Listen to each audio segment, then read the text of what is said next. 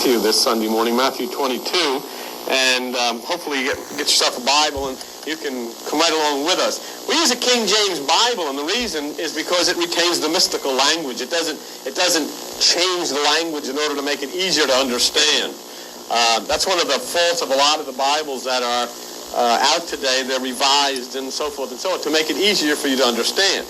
But they make a mistake with that. You know, like I said to you, if I say, let's go shoot the bull, and if somebody interprets that, let's get a gun and go out and find a big black animal and blow its head off, that makes it a lot easier for you to understand, but they've missed it entirely because it simply means let's sit down and talk. And that's what they've done. When it says, if your eye be single, your body will fill with light, it means if you practice meditation above the thoughts of the mind, you'll fill with wisdom and understanding. Well, they change it and say, if you don't look at a girl with a bikini, you know, you'll be filled with all kinds of niceness and you'll be a goody-goody thing, but that's not what it means. It's talking about meditation. But let's take a look at what happens here. In Matthew 22:15 on page 23. First of all, Matthew 22:14. Something I wanted to show you that I didn't cover last week, and it's a very famous line. Many are called, but few are chosen. Okay? Many are called, but few are chosen. Is that loud enough in the baby room? Okay, because I can yell louder if I have to. All right? Okay, and then they all get mad at me. You're screaming and you're yelling, but I mean, you know, I'll do whatever. What does it mean, many are called, but few are chosen? Who are God's chosen people? Jews, certainly. Us. And the reason they're God's chosen people is because the tribe of Judah, of which the word Jew comes from, was situated at the east side. See, there was the north, the east, the south, and the west. They put the tribe of Judah on the east. Why? Because it was the tribe of Judah that encamped on the right side. When you look north, Judah's on the right. Therefore, God's chosen people are those who dwell on the right side. Those who encamp on the right side are God's chosen people. And many are called to encamp on the right side, but very few are chosen. Very few choose to dwell on the right side. See? Because most people just can't conceive of how they can. Let me tell you what the problem is of dwelling on the left side. When you dwell on the left side, you dwell with the carnal mind. And the carnal mind is the tree of the knowledge of good and evil. That means that there's two aspects of your carnal mind. One aspect says, oh, I want to do this, and I want to do that, and I want to be good. That's always, that's there. There's no stop. But there's another aspect of the carnal mind that says, get lost. I ain't going down there. It's a lot of nonsense. The heck with this. I'm going to go boogaloo. You know, I want to do this stuff. I want to listen to any of this stuff. There's always that inside of your mind that is telling you contrary to that which you think is the right thing to do. There's always that second opinion that manifests itself in your lower mind and says, nuts to this. Don't bother with that. Don't bother with this. And you can't get away from it. That's the carnal mind. Because where there is a positive attitude in your carnal mind, there's also a negative attitude. That is the tree of the knowledge of good and evil. That's why Adam and Eve were not supposed to eat of the knowledge of the tree of good and evil. Because no matter what you do, and no matter how nice it may be, when you start out in a positive way to help something or do something, before you get going very far, there'll be a negative thought coming into it. And it'll start to try to persuade you to stop it, you know. I want to go down to Don's house because Don is out of work and he doesn't have any food for his children. So I go to the ShopRite and I buy him some peanut butter and bread and maybe some granola bars. And I take it over to Don's house. See? Because that's the positive part of my mind is saying, Don is destitute. I will bring him some peanut butter. But as I am driving over to his house, the other part of my mind says, if the bum would get off his rear end and go look for a job, he would need me to buy him peanut butter. Chunky? Chunky? You see what I'm telling you? And that's exactly the way it works. There's always that good part of your mind that's going to do something, but there's that other part that's going to rip it apart. And that's why you can't go there in order. There is an amazing thing. It's inherent. You talk about this Iraqi thing. Everybody hates this, but do you know that there's a lot of excitement builds up within people? Wow. I wonder if we can really beat them. And wow, this would be something. I can watch this on TV. You know? It's like when a hurricane comes. Everybody... They don't want anybody to get hurt, but they really enjoy it. Come on, everybody get together. Let's batten down the hatches, you know. And then they say, well, thank God it didn't touch my house. It touched her house instead. It veered at the last minute and blew her house right off the face of its foundation. But thank God it didn't touch mine. See, it's a carnal mind. And that's why the Apostle Paul says the carnal mind is not subject to the law of God, neither can it be. It has to, everything that you do has to come from the God mind, which is that Om we sang about, and which lies above. So God's chosen people are those who camp at the right side. That's the right hemisphere of your brain. You have two hemispheres of your brain. You have the left hemisphere of your brain, which says, this guy's a bum because he won't get out and get a job. You have the right hemisphere of your brain, which says, I will give, I will help, I will do, I will pour forth Christ. No questions asked. No questions asked, no criticism, no judgment of any kind. Say. And in order to camp at the right side, you have to shut down the left. Because as long as the left side of your brain is active, it will be negative and it will throw negative thoughts at you. It doesn't make any difference if you're in the middle of meditation. Many times I get in the middle of meditation and I'm doing pretty good and I'll get a thought. And it's a screwy thought and it's just ready to pull the whole rug right out from under me. And I have to fight my way back up to the sounds or whatever to get loose from it. Because your mind is always there. And your mind is a very destructive force. Everything that happened, you remember when they attacked Kuwait? Now Kuwait and all of this stuff, these are not people of brotherly love over there. We're not going in, to save friends of the human race. These are very tough people themselves. They're not exactly the friends of ours in the past. But regardless of that, whenever this initial idea came to attack Kuwait, it started as a thought. It started as a thought and then it manifests itself into this kind of a conflict that you see going on right now. And so it is the mind that must be subdued. You can only subdue your mind through meditation. You cannot subdue it any other way. Look what happens when you go to sleep and you let go of it completely. It goes berserk. Do you ever lay there and you're asleep and sometimes you jump up, where about that? What? You got to look around and make sure there's really not somebody standing over there by the closet. There really is. And you turn the light on and it's a coat that you hung up over there. Oh, God, Then you're all sweating. You got to get up, get a drink of iced tea or whatever it is. Go out, hit the cookies and cream ice cream. The dog follows you. He's having a nightmare. Dogs do. I don't know what the heck they have nightmares about, but they do. Because we sleep with two dogs. We have a bed. Two human beings, the nurse and myself, get in there, and there are two 75-pound Dalmatians in there. And the one dog's got his home pillow with frilly things on the end, like a doily around the edge of his pillow, Yeah, that's the way it should be. At about 2 o'clock in the morning, this dog starts to have dreams, and he's chasing things. And that's okay, but when you're laying right next to the dog, he's got his paws banging on top of your head. Nothing like waking up in the morning, turning over, looking into the open mouth of this big Dalmatian who's got bad breath and dogs at 2 o'clock.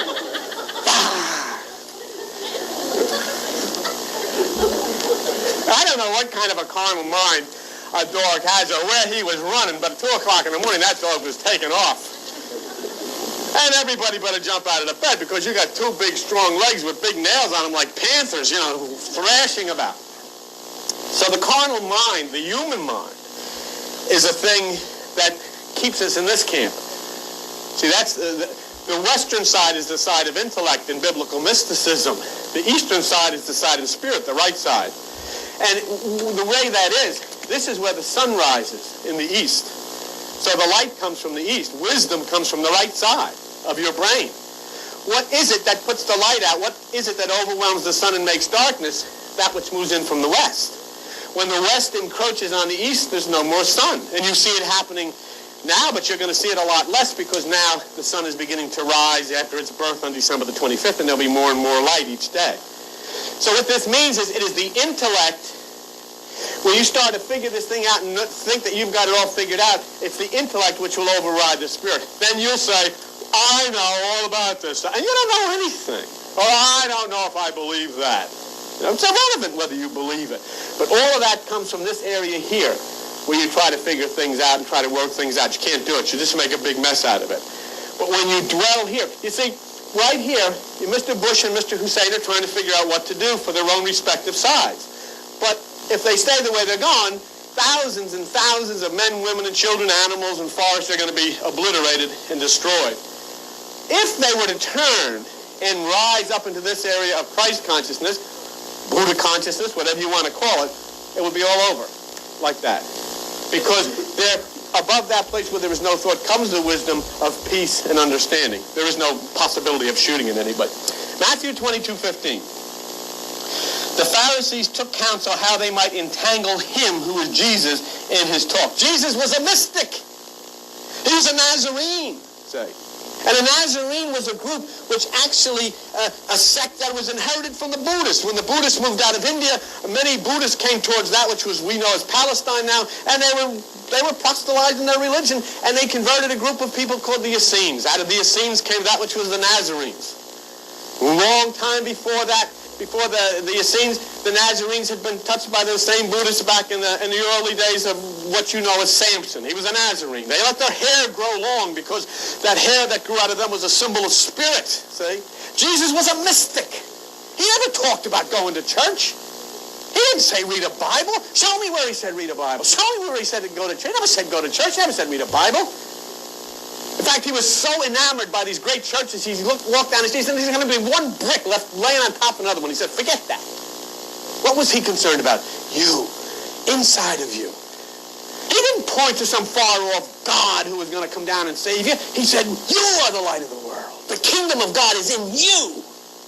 He didn't set himself up and say, look at me, I'm Jesus. I know I hotsy-totsy stuff on Christmas cards and everything. Look at me, ain't I something? He didn't ever said that. You know what he said? You think I'm doing good stuff? I'll tell you something, Omer. The things I do, you can do too. You can do better than I do, Joey. That's the kind of guy he was. Never drew attention to himself, drew attention to you. He never came to show his divinity, he came to show your divinity. And he told you how to reach it, how to make it explode. It's within you. Raise yourself up to the upper room. Practice the single eye. And you'll fill with light and wisdom and power and understanding. That's the kind of guy he was. And the religions have never allowed him to be what he came to be. One who would bring you into the bosom of the Father and show you your divinity, your holiness, the power within you. But here come, look, the Pharisees took counsel how they might entangle him in his talk. See, Pharisees are those who interpret the Bible literally. There are still people who believe that the earth was created 6,000 years ago because the Bible says so. You know what happened? In the Middle Ages of Europe, they wouldn't allow anybody to think.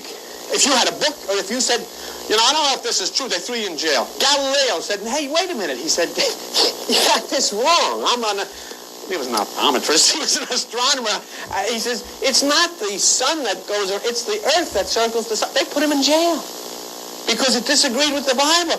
And he had to sign a confession. I, Galileo, sign on the Bible that I was wrong. Of course he was right. Copernicus, all of them. They were destroyed by religion. Nobody was allowed to think or to express any type of scientific thought if it in any way, shape, or form questioned the Bible. And so finally, when the Dark Ages ended, the only literature people had was the Bible. And they looked at it and they came up with the idea that everything started 6,000 years ago. They recently found in some place little mice, skeletons of some kind, 50 million years old. They could tell it was 50 million years. It was people had mice 50 million years ago.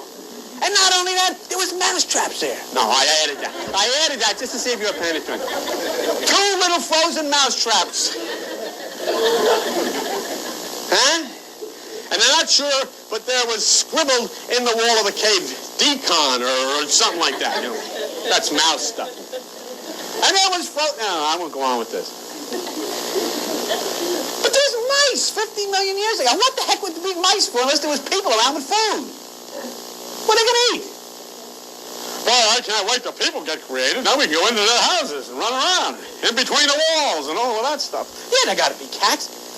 The point being, we have limited ourselves to such an extent that we actually believe. I never get people that write me and say, you know, I disagree with you about this. My name is Joe Blow. Here's my telephone number. I always get this anonymous stuff. Yesterday I got an anonymous thing. They put tracks in there. And the track has at the end of it 2 devils with red suits on and pitchforks. Everything looking out. You better straighten out or you'll be living with them. And here's these devils, with these pitchforks, looking like a Halloween costume. I said, God. I said to Joan, look at this. No wonder they're shooting each other. This is where they're coming from. They really believe that there are people somewhere in the earth running around chasing Andy with a pitchfork. Ah, get in there, you're not done yet. Ah. Okay. The reason that a devil wears a red suit is because red is the color of emotionalism in the Bible. And the reason he has horns is because it's a symbol, horns are a symbol of power. And what's that saying? That the power that comes from your emotions are evil. That's what the devil is. That's when you'll swing out and scream and rant and rave and kick and do all of these things and put your fist through the wall and all of these things you carry on with. That's why the Red Sea was churning because it's a symbol of emotionalism. It's churning out of control. But when you look up, a pathway is made across the Red Sea to the Promised Land, across the emotions that are destroying you to that which is the place of God within you. All of that stuff has its beginnings in mythology. So here in Matthew 22:15, they're coming to Jesus. See, they're going to confuse his question of inner communion, with rules and doctrines. See, they want to come up with a biblical question to prove their point. We've had Pharisees come here. No matter what you tell them, I'll say, well, Jesus, hey, wait a minute, pal. Wait a minute. You're giving me stodging here. I didn't say this because it was my... I said, Jesus Christ said, if your eye be single. Yeah, but what about Romans 3:15? It says here. Yeah, but Jesus, what about it? And they're all over the place, and you can make a Bible say anything you want it to say. There's no doubt about that. And as I said to them, you might not agree with this interpretation, but don't tell me he didn't say it, because he did say it. Don't tell me it's not in the Bible, because it's in the Bible. Don't tell me Jesus didn't say cast your net to the right side. He said cast your net to the right side. If you want to believe he was fishing for fish, go ahead. But Jesus Christ said he was fishing for man. He's fishing for people. That means he's fishing for consciousness. And when he cast his net over to the right side, they come up with 153 fish, which is the number 9, 1 plus 5 plus 3, which is the number of human consciousness. In the Bible, in mysticism, the number of consciousness, the mystical number of consciousness is 9. That's why the sign of the beast, 666, equals 18. Equals 9. If you want to see the beast, you go out into the men's room. With the ladies' room, there's a picture of him hanging over the kitchen. Just turn over the sink. Just turn the light on and look, and you see the picture of the beast. Now, there's 144,000 saved. How much is that? 1 plus 4 plus 4? 9. That means the higher part of you is the point of salvation. The lower part of you is the part of the beast. So when Jesus says cast the net over to the right side, how many fish do they catch? 153 equals 9. And that's throughout the entire Bible. You'll see that. Throughout the entire Bible. And so here we have a situation where people are going to try to use the Bible to confuse the issue. See? You see, the point is that you have got to come to the conclusion, people have got to come to the conclusion, do you have the guts to turn your back against religion and follow Jesus Christ? And most people don't. Don't. Why? Because I was born this, I'll stay this, and I'll die this. Why? Because. That's because. And because I have to live up to their standards. They expect this of me. And so my whole life is then built around a coming of impending death and a hope that after I die, I'm going to some planet somewhere. And nobody ever has returned to say that's true. On the other hand, the one who is Jesus Christ said that is wrong because God is not a God of the dead, he's a God of the living. Get yours while you're alive now and live forevermore. In a higher realm of divine glory that's put right smack between your ears. But the next line here in this study is very interesting because it's the same today. You know the amazing thing? I never hear from the preachers. I always hear from their disciples. And their disciples make anonymous phone calls and send anonymous letters. But I never hear from a preacher who'll call and sit down and say, never. I'll get calls from their friends. And this is exactly what has happened here. See, I want you to notice something in Matthew 22, verse 16. Along with the religious, which are the Pharisees, okay, and these are the disciples of religion who would try to trick you out of your inner walk, there comes a group called, watch this one. And you don't see this very often. They're called Herodians. Okay? These are not religious people at all. These are people who are trying to maintain the political status quo. Okay? In other words, what has happened here are the Pharisees. Look, and they sent out unto him their disciples with the Herodians. In other words, what has happened? The religious people have joined together with those which are the worldly forces in order to trick the Christ. What has happened here in the same way where the religious will join forces with the status quo in order to keep you in line, in order to keep you from rising up into this blissful, holy place of life. They try to pull you back into the traditional.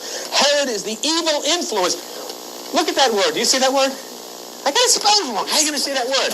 Why don't you say something? You sit there. A guy spelling things wrong on television, and you sit there. God. Watch this. Do you see something there? Herod. You know who he was? What did he do? He was the wicked influence who set about to kill all of that which was the new life, trying to kill that which was the birth of Christ. See?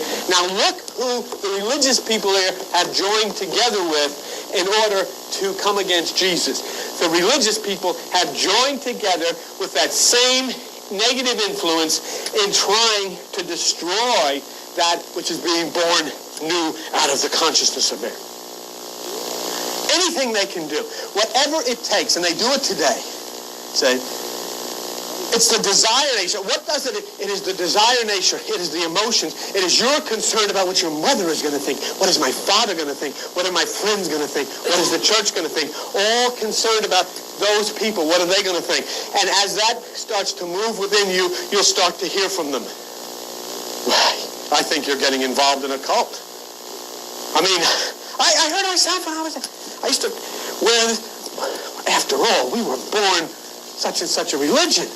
And your whole family is this way. It's always been that way. It's like being born an Italian or a German or Jewish or whatever it is. You know, after all, you're turning your back on the family when you do this. And that's what you've got to do. That's why Jesus says, I've come to set sister against brother and mother. You've got to turn your back on those old traditional concepts and move out of a new concept. See? Because if you don't, you're going to find the system and you're going to find the church. And the system in this country aligns with the church. Do you know why? Because the church is no threat to it. It is no threat to it. People go to church on Sunday. They have Bibles under their arms. How do you do, Sister Andy? Praise God. You look nice in your jeans. Aren't you something? And they strut in there, and everybody's there. They wear Easter bonnets, and they go in their Christmas time, and they have big flowers, and it's very nice, but it's not a threat to the system. You're a threat to the system. You're a threat to the system. So not only do the religions come against you, the system will come against you. See? Because all of a sudden, you know, they throw words around on television. You see it. Alleged cult leader. Everybody's a cult leader if you don't agree with the system. They try to make it appear in the eyes of the masses of people that you're some kind of a screwball because you don't follow their ways. Say, you'll find them. They'll run and they'll ask Cardinal so-and-so what he thinks, or Pope so-and-so what he thinks, or Bishop so-and-so what he thinks. But they're not going to go to a mystic and say, what do you think? Because they'll say, oh, don't you dabble in astrology here? Aren't you dabbling in astrology? Chunky astrology? And they come up with all of these things in order to discredit what you're doing. There are people in this town, a minister of a church who, in order to keep people from coming here, told other people, don't go down there because they take drugs in the service. That's a fact. I'm not kidding you. That is a fact. Don't go down. Of course, he's never been here, but they take drugs in the service. And so what is that? In other words, that is to frighten somebody from coming to expose themselves to something that he doesn't even know what it's about. But he's heard that somebody said to their friend that this may be this and that may be that, so then he's convinced. That's the same way that they'll criticize, they'll come in and say, don't go to see this movie. Why? Because it's bad. It comes against Christianity. Have you seen it? I wouldn't go see it. You haven't seen it either. It's the same Dark Ages mentality. And what you have to do is go see everything. Look at everything. Read everything. Listen to everything. You make a decision. Allow your mind not to be guided by them. Jesus Christ said, wisdom is known by her children. Look at the condition of the world ever since you've been alive. When has it ever been free from violence? When has it ever been free from war? When has it ever been free from the scourges that are running rampant up, whether it be drugs or whatever it is? And Jesus Christ said, that is a product. That's the children. That's the offspring of the old way. Stop it. Bring your children into a meditation. Make your children sit. Begin to let your children know there is no damn devil. Tell them that. There is no damn hell. Tell them that. There is God, and there is only one power that exists in the universe, and that power is God. And don't let them be frightened by any crap that religion tries to shove down their throats to scare them, to keep them in line. Don't allow it. If you have to correct them, you just say, Jesus wouldn't like that. Don't bring up any junk just to frighten people. For God's sake, you get 7-year-old kids, by the time they reach the age of 8, they're on a guilt trip. You've taught them there's hell. You've taught them they're going to hell, that the devil's going to get them if they don't do this. God's going to punish them. God's getting mad up there. I used to be told that God was getting mad, throwing his furniture around because it was thundering. So, oh my God, this guy's really ticked off. I used to really think this guy is ticked off. Something must have really happened. Somebody must have eaten meat on Friday or something. You know what I'm saying to you? Frightening, scaring everybody to death. Nowadays, they take them, and after they got them thoroughly scared about hell and devils and demons, you know what they do? They put them in the Little League, and then they say to them when they get in the Little League, they say, now, listen to me, little Donald. You go out there in center field, and don't you drop this ball, because don't forget, I have got this team sponsored by Joe and Phil's Tire Center, and their reputation depends on you out there catching this ball. And there you got your little jacket on, Joe and Phil's Tire Center, and you're standing out there. Don't hit it to me. Don't hit it to me. Don't hit it to me. Bang, there's the ball, and there's little Donald Warren. Bang, the ball hits him on the head, and his father looks at him. There you go. I told you didn't practice. You didn't approach it right. Disgraced the whole family. Disgraced Joe and Phil's Tire Center after they put that money up. There's the kid walking with his little glove, guilt trip, needing to have some kind of a tranquilizer, settle his little nerves down. Then we're going to send him to college, Joey. I want you to be a lawyer, son, so you can have a psychiatrist just like I have. Got to get all A's. He gets all C's and D's, and the kid winds up on the roof of Princeton University, and he jumps off. Funny, but true. Funny, but true. And many of your lives have been geared that same way. Pressure, pressure, pressure, pressure. Never stops. Pressure, pressure, pressure to do what they want you to do. And all they're trying to do is bring you into the same realm of insanity that they exist in. But Jesus Christ said, that's not the way. The way is narrow, and it is above. And so here, when these people come to tempt Jesus and to try to catch him in all of this stuff that they're talking about, literal law and doctrine, look what they say. Now you got the Herodians, which are the con artists, and the people that are trying to represent the people that are trying to kill the spirit out of you, along with the religious. You got the Bible, the Pharisees, and you got the doctrine and the church and all this. And look what they say in Matthew 22:16. Master, we know you are true and teach the way of truth, the way of God and truth. They're liars. The religious and those who are of the flesh, they approach that which they really can't stand under a pretense of, hey, yeah, we know that you're trying your best, and some of the stuff you said I can really go along with. They're trying to get you to sit with them, trying to suck you in so that they're not really against me before they hit you with the zinger, say, because what they're trying to do is get you into confidence so that you'll sit down and then say something that they can use in order to nail you up against the wall. It's typical of the lower mind. It uses truth to press forth its deceit and its desire, see. Look what they say, and even this, they're telling the truth, and yet neither, 22:16, neither do you care for any man, for you don't regard the person of a man. See? In other words, what they were saying and what this has come to, they recognized the fact that he didn't really care that they were bishops and cardinals and popes and monsignors and evangelists and all of this stuff. He said, who cares? Who cares? The guy that's working in the sewer, that's my deacon. That's my evangelist.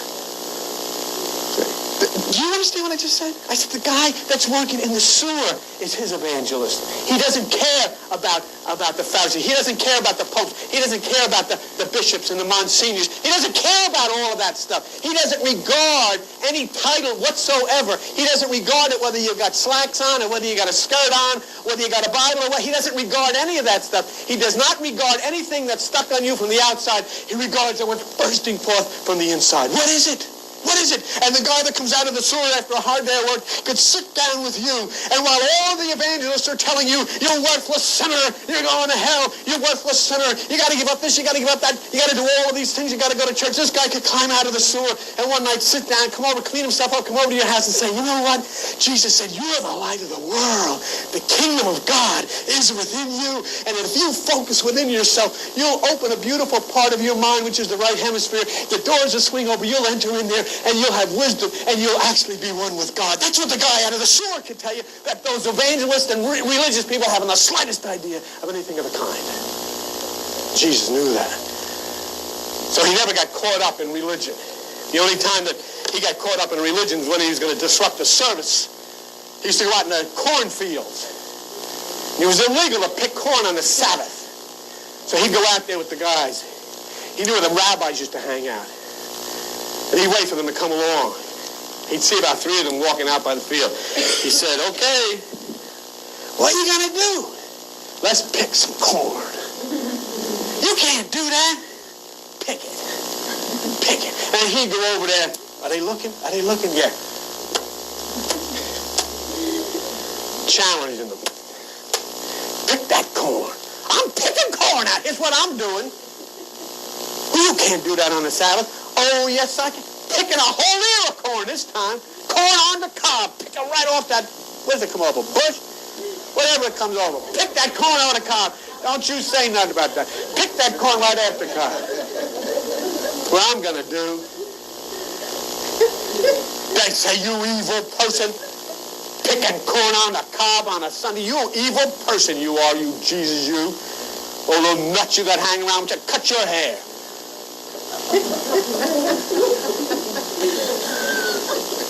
The next day, come on Sabbath day, the preacher's up there preaching on the same. You should have seen this guy we saw yesterday. You would never see anything like it in your life. What's your first name? Sherry? Sherry, you'd never seen nothing like this in your life. Such a fool out there with a white robe, all these long-haired hippies out there picking corn on the Sabbath, Sherry. I was so mortified. I said, you ain't going to heaven. You ain't no good guy, God, doing stuff like that. Well, he's preaching up there, it says in the Bible, the door opens. Guess who's sitting there with corn all over his face?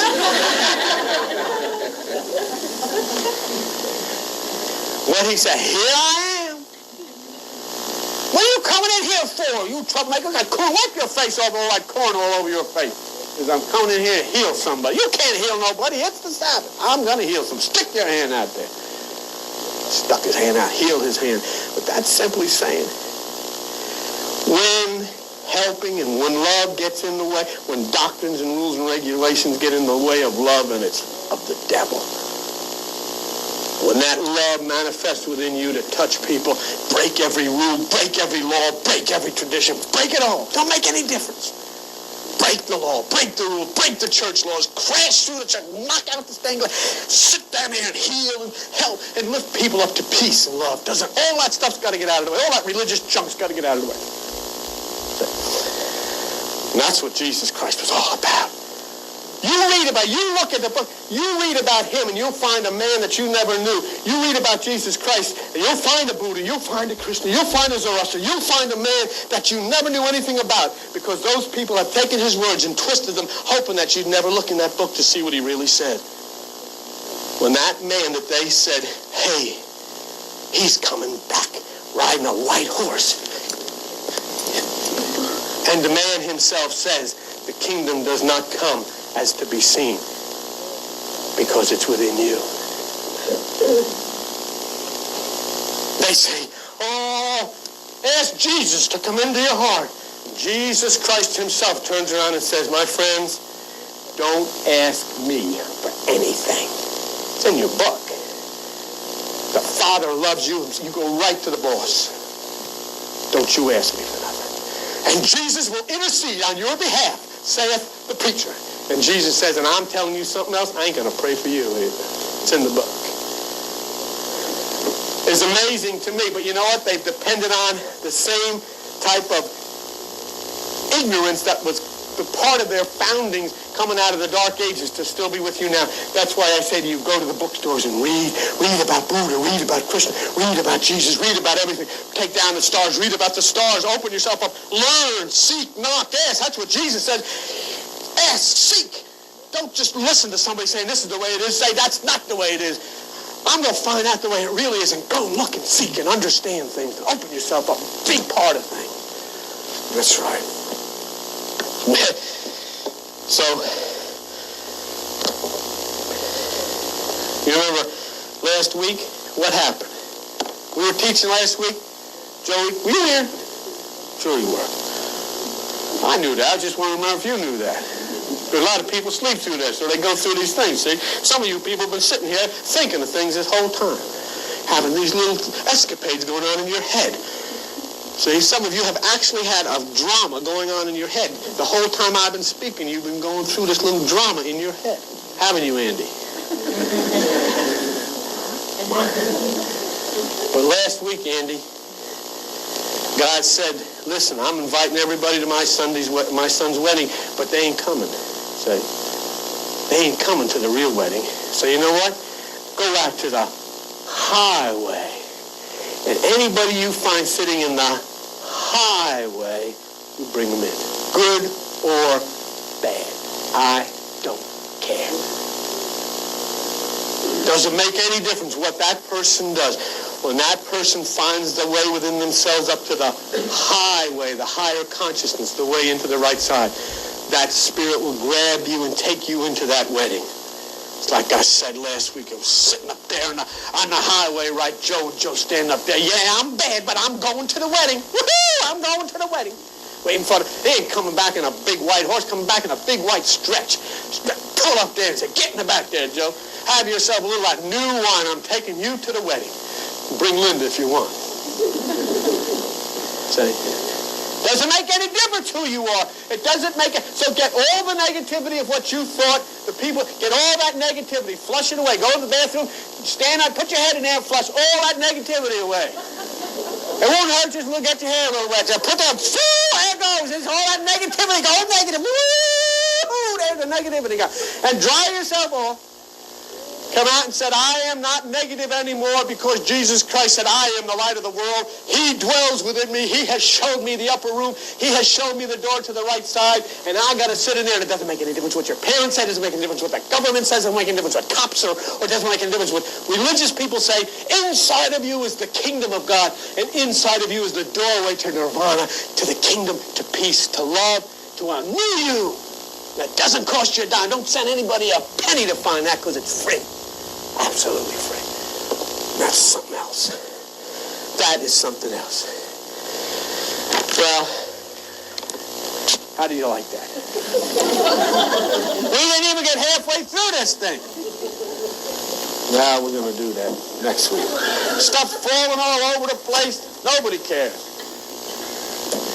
But look at that little baby back there. See that baby? I know that parent of that baby. That parent's never going to let that baby know anything about devils or demons or hell or any of that junk. Because those people, that parent knows where the upper room is, and that parent knows inside that baby, that spark, that's the first thing that baby's going to learn is that spark of life. Is the kingdom of God is within. We had to wait. Here, I had to wait until I'm 32 to find this out. Woo!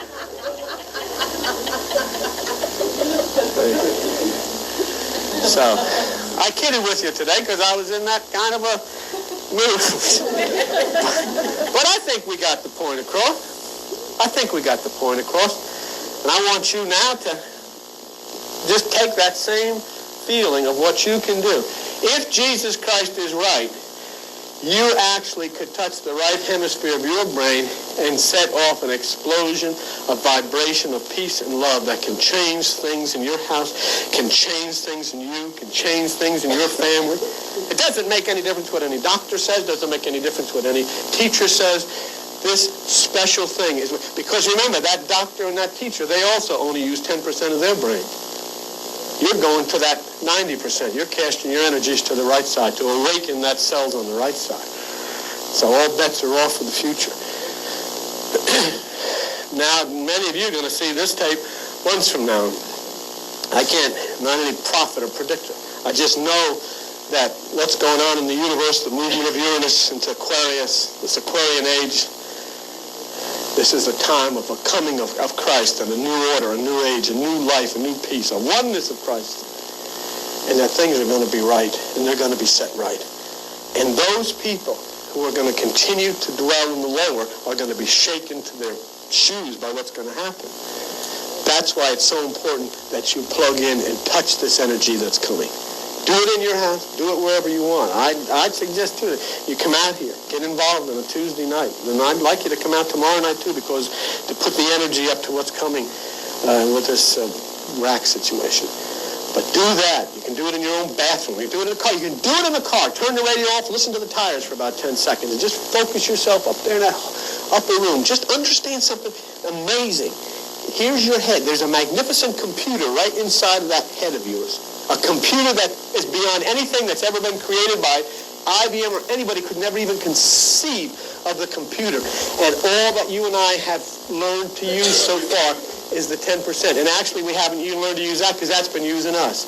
And what God has told us and what the ancients and the mystics told us, what Krishna told us, what Buddha told us, what Jesus told us, was that on the right side is God's kingdom. And you start energizing the brain cells on the right side. Whew, that's life. That's the new life. That's what Jesus says. You who follow me into the regeneration, into this new age, begin to understand. Don't just go looking for a transcendental trip.